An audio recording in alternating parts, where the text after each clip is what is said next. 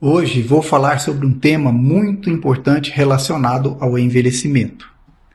Você tem mais medo de perder a memória e o equilíbrio ou de ter um infarto? A ciência mostra que o movimento diário é um dos remédios mais poderosos para proteger o cérebro, o humor e as funções cognitivas, em qualquer idade. Nesse vídeo, vou te explicar em linguagem simples como os exercícios físicos protegem a memória, por que eles melhoram o equilíbrio e reduzem o risco de quedas, como influenciam diretamente o humor, a ansiedade e a depressão, e o que os estudos recentes indicam sobre atividade física e prevenção de demência. Tudo isso baseado em pesquisas científicas sérias, resumidas para o dia a dia de pessoas adultas e idosas. Fique até o final e você terá boas surpresas de como é fácil manter sua mente saudável. Bom, vamos começar pela memória. O cérebro não é um órgão estático. Ele se modifica ao longo da vida, criando novas conexões e até aumentando o volume de algumas áreas, quando é estimulado da forma correta. Um ponto central é o hipocampo, região ligada à formação de novas memórias. Estudos com pessoas idosas mostraram que programas de caminhada e exercícios aeróbicos feitos de forma regular aumentam o volume do hipocampo e melhoram o desempenho em testes de memórias. Mas por que isso acontece? Um dos mecanismos mais estudados é a elevação de uma proteína chamada BDNF, que é um fertilizante para os neurônios, que favorece a plasticidade cerebral. Revisões recentes mostram que exercícios como caminhar, correr ou pedalar aumentam os níveis de BDNF, especialmente em adultos mais velhos e em pessoas com comprometimento cognitivo leve. Em termos práticos, isso significa mais facilidade para guardar informações novas, melhor desempenho em tarefas do dia a dia que exigem atenção e memória e possivelmente um atraso no aparecimento de perdas cognitivas mais graves. Imagine uma pessoa de 70 anos que começa um programa regular de caminhada 3 a 5 vezes por semana. No início, ela ainda esquece compromisso até de ir caminhar, ainda precisa anotar tudo.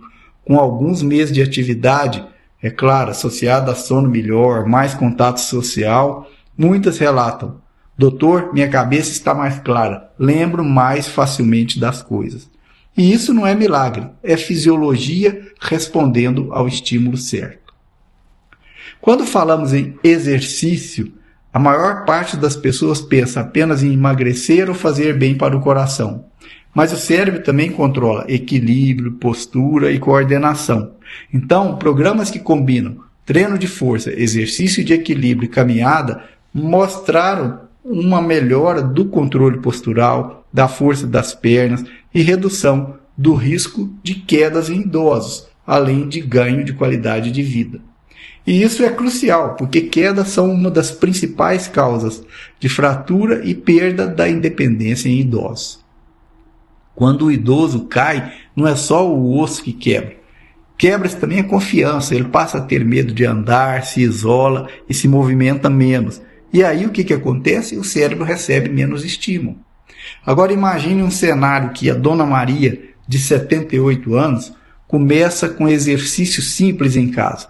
Levantar da cadeira sem usar as mãos, ficar em pé com os pés mais juntos, andar em linha reta. Isso sempre com segurança e supervisão. Aos poucos ela ganha segurança, o medo de cair diminui e ela volta a caminhar na rua, conversar com vizinhos, ir à feira. Nesse processo, não é só o corpo que melhora. O cérebro recebe mais informações, mais desafios de equilíbrio, mais estímulos sensoriais. Isso ajuda a manter as conexões neurais ativas e melhora a função cognitiva global. E um detalhe que tem sido mais estudado nos últimos anos é a importância de andar descalço para estimular receptores que temos nas solas dos pés. Outro ponto fundamental: humor e saúde mental. Grandes revisões e meta-análises com milhares de pessoas mostram que a atividade física tem efeito moderado na redução de sintomas de depressão, ansiedade e estresse. muitas vezes comparável ao de medicações, em alguns cenários leves a moderados e com muito menos efeitos colaterais. Caminhar, fazer musculação leve, praticar yoga, dançar, tudo isso aumenta a liberação de endorfinas e dopaminas, que regulam a sensação de bem-estar.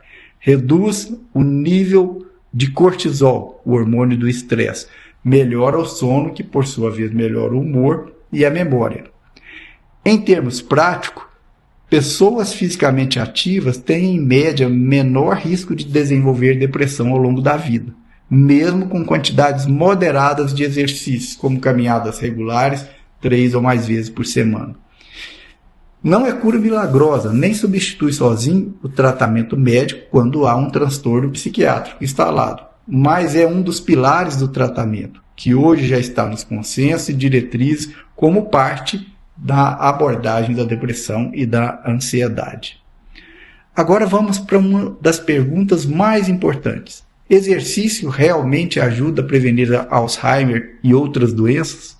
Estudos de longo prazo, que seguiram milhares de pessoas por vários anos, mostram que pessoas fisicamente mais ativas têm menor risco de desenvolver demência e doença de Alzheimer, com reduções que giram em torno de 30% a 40% em alguns trabalhos. Pesquisas mais recentes, usando contagem de passos e marcadores de Alzheimer no cérebro, sugerem que caminhar cerca de 3.000 a 7.500 passos por dia já pode retardar a progressão de alterações de memórias em pessoas com sinais iniciais da doença. Níveis maiores de condicionamento físico estão ligados a um desempenho cognitivo ainda melhor e menor risco de demência, mesmo em indivíduos com predisposição genética. É importante ser honesto. Nem todos os estudos mostram efeitos gigantescos. O exercício não é uma vacina absoluta contra a demência. E o benefício é maior quando a atividade física começa na meia-idade e se mantém ao longo dos anos. Mas a mensagem central eu acho que é muito clara. Ficar parado é um fator de risco modificável. Outro detalhe importante: mesmo quem cumpre as metas de atividade física pode ter piores desfechos cognitivos se passa o resto do dia sentado muitas horas. Estudos recentes associam tempos de sentado por período prolongado a maior risco de perda de volume cerebral e declínio cognitivo. Ou seja, não basta ir à academia 3 vezes por semana e depois passar 10 horas por dia sentado.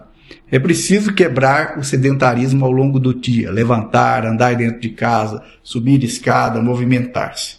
Vamos traduzir a ciência em atitudes concretas. Para a maioria dos adultos e idosos, salvo contraindicações médicas específicas, o caminho geral é caminhada ou exercício aeróbico. Começar com 10 a 15 minutos por dia e progredir até 30 minutos na maioria dos dias da semana. Pode ser caminhar no quarteirão, parque, no corredor de casa, numa esteira. Treino de força, 2 a 3 vezes por semana, com exercícios simples para as pernas, braços e troncos. Ajuda no equilíbrio, na postura e na proteção contra quedas. Exercícios de equilíbrio e coordenação. Ficar em um pé só segurando uma cadeira, caminhar em linha reta, subir e descer degraus, atividades como dança ou tai chi, caminhar descalço em casa, sempre procure realizar essas tarefas com segurança. Movimento ao longo do dia. Levantar a cada 30 ou 60 minutos, se estiver muito tempo sentado. Substituir parte do tempo de tela por pequenas caminhadas. E sempre respeitar os limites do corpo, adaptando o plano junto ao médico ou fisioterapeuta, principalmente se a pessoa tiver doenças cardíacas, ortopédicas ou neurológicas prévias. Se eu pudesse resumir tudo em uma frase, seria: mover o corpo é uma das formas mais poderosas de proteger o cérebro, o equilíbrio e o humor ao longo da vida. Exercício físico regular fortalece a memória, melhora o equilíbrio, reduz quedas, alivia sintomas de depressão e ansiedade e ajuda a reduzir o risco de declínio cognitivo e demência. Não é sobre virar atleta, é sobre mexer um pouco mais hoje do que ontem e repetir isso dia após dia. Cada passo conta, cada caminhada vale. Se esse conteúdo te ajudou a entender melhor como o exercício protege o cérebro e a mente, inscreva-se no canal, curta esse vídeo e compartilhe com aquela pessoa que você quer ver ativa, lúcida e independente por muitos anos. Vamos usar a ciência para transformar informação em hábito e hábito em saúde.